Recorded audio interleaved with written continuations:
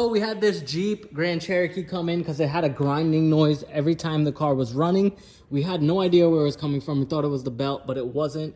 So then we ended up searching in the center, thinking it's the torque converter, and it had something to do with the flywheel in there.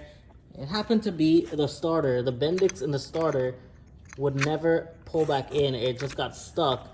And as you can see, there's a lot of shiny spots where it was rubbing against the wheel. So because of that, that's what was making our noise. My boy Morrow here. I hate Jeeps. He hates Jeeps. He's working on it.